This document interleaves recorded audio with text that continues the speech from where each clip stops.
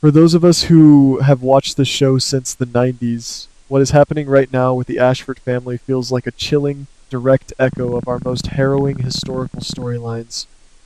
If you ask me, looking at this massive, coordinated kidnapping plot unfolding before our very eyes, I cannot help but be transported back to the days when the Cassadines or the cartels would snatch a legacy character out of thin air, leaving the entire town in a desperate, breathless scramble. We are not just looking at a simple stalker storyline with Trina Robinson anymore.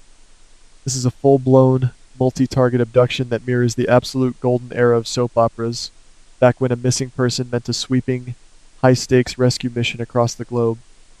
But watching how the writers are setting up this current nightmare for Portia, her newborn baby, and Trina, I have to ask if they truly understand the gravity of the history they are invoking.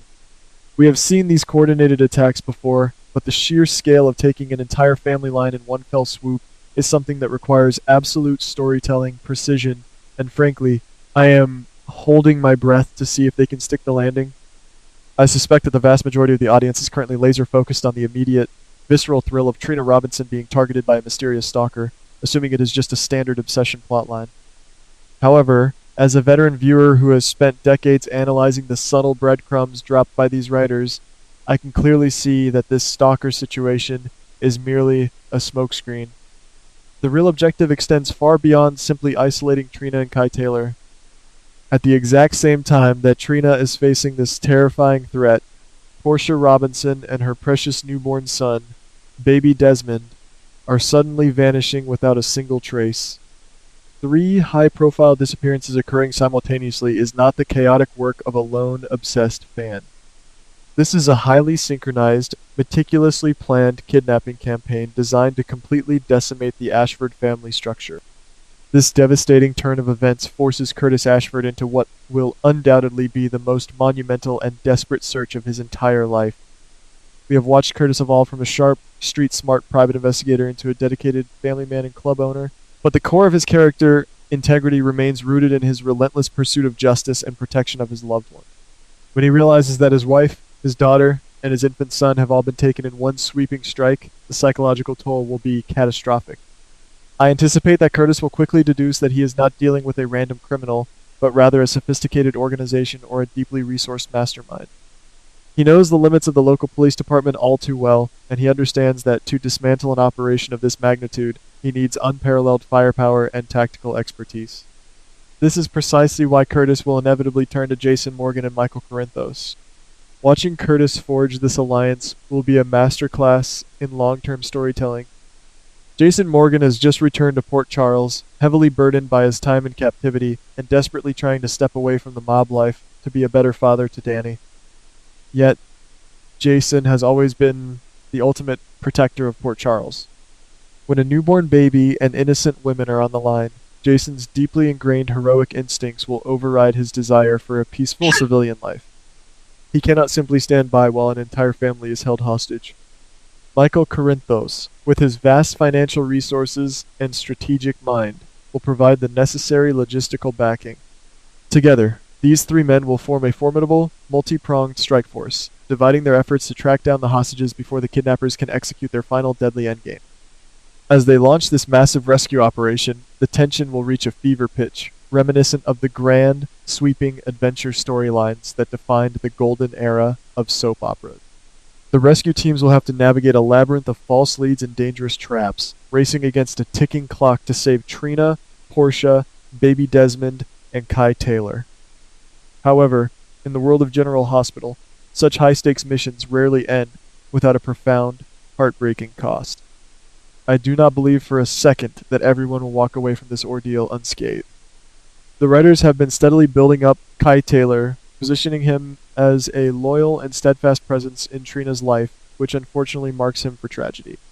It is my strong belief that Kai Taylor will become the ultimate tragic sacrifice in this final, explosive battle.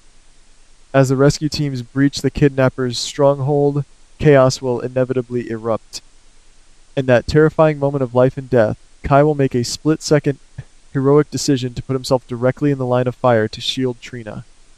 By sacrificing his own life, he will create the crucial window of opportunity needed for Trina and the others to escape the clutches of their captors. Watching Kai fall in a desperate bid to protect the woman he cares for will be a gut-wrenching moment that will leave the entire town of Port Charles reeling in shock and sorrow. The death of Kai Taylor will not just be a fleeting moment of dramatic shock value, it will serve as a massive, foundational shift in Trina Robinson's character arc.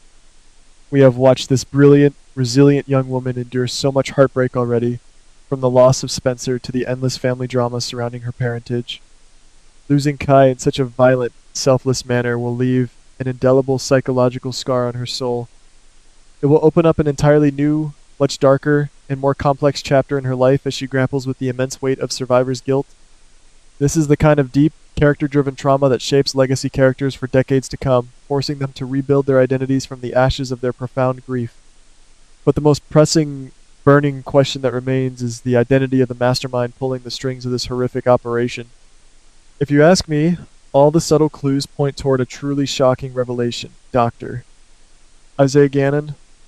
For months, Isaiah has been presented to the audience as a relatively sympathetic figure, a brilliant surgeon whose entire career and life's purpose were tragically destroyed by a severe hand injury resulting from an altercation with Curtis Ashford.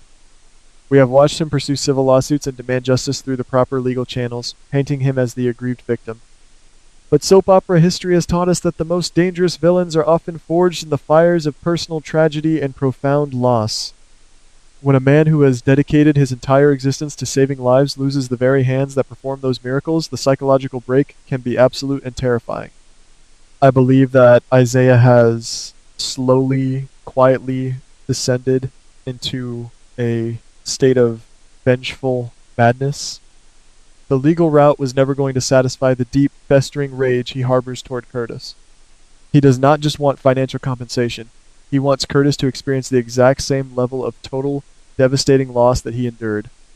By orchestrating the simultaneous kidnappings of Portia, Trina, and baby Desmond, Isaiah is executing a masterstroke of psychological torture, aiming to systematically dismantle Curtis's world just as Curtis dismantled his.